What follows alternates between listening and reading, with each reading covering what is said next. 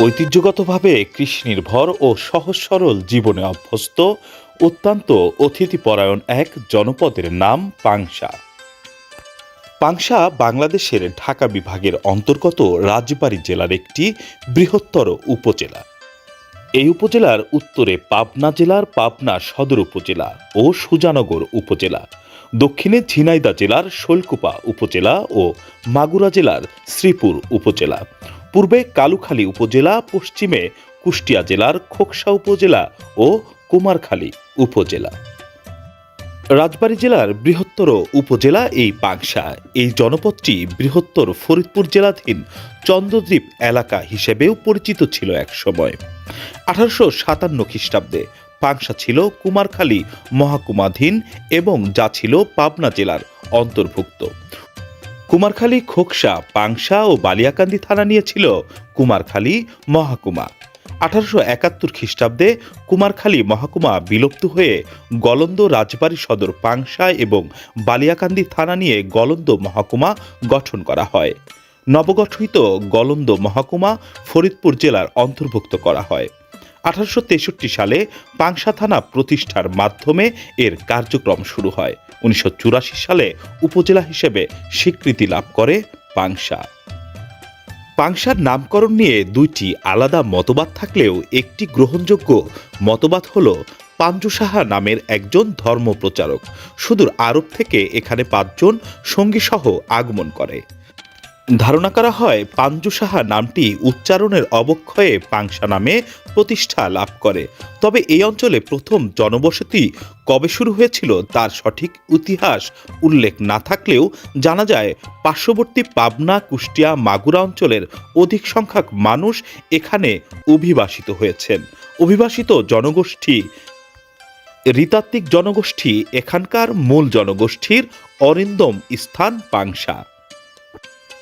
নিবিড় শান্তি পরিবেশের এই উপজেলার মোট আয়তন 251.37 বর্গ কিলোমিটার এবং এখানে বসবাস করছেন প্রায় 3.5 লাখ মানুষ। উপজেলাটিতে রয়েছে একটি পৌরসভা, 10টি ইউনিয়ন, 257টি মৌজা ও 255টি গ্রাম। এই জনপদের মানুষের প্রধান আয়ের উৎস কৃষি। ধান, পাট, আখ, পেঁয়াজ, রসুন ও পান উৎপাদন করেই প্রায় 60% মানুষ জীবিকা নির্বাহ করে থাকে। তাছাড়া এই অঞ্চলে দেখা মিলেছে নতুন নতুন উদ্যোক্তাদের, যাদের সফলতা এই জনপদকে দিন দিন সফলতার দিকে এগিয়ে নিতে সহযোগিতা করছে। উপজেলার মানুষের সাক্ষরতার হার 40.1%। জনপদটির মানুষের শিক্ষা খাতে যুক্ত হয়েছে 10টি কলেজ, 46টি মাধ্যমিক বিদ্যালয়, 179টি প্রাথমিক বিদ্যালয় ও 5টি মাদ্রাসা, যা এই উপজেলার মানুষের শিক্ষা প্রসারে গুরুত্বপূর্ণ ভূমিকা পালন করে আসছে। সাংস্কৃতিক অঙ্গনেও পাংশার অবদান অনস্বীকার্য।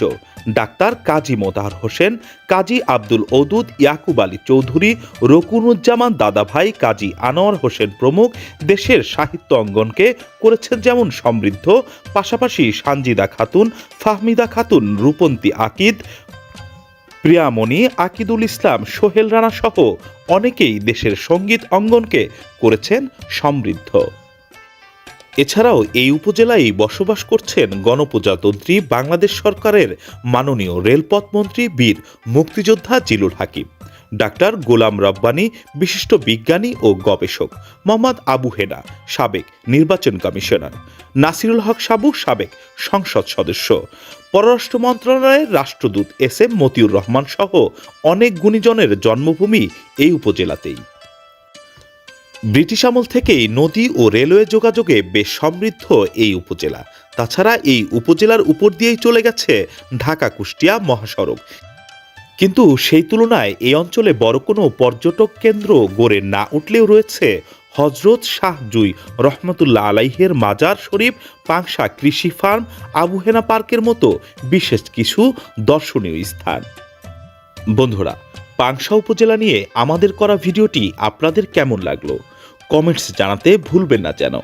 পরবর্তীতে আরও নিত্য নতুন আপডেট পেতে রাজবাড়ী সার্কেলের সঙ্গেই থাকুন। যা কিছু রাজবাড়ির তাই নিয়ে রাজবাড়ী সার্কেল।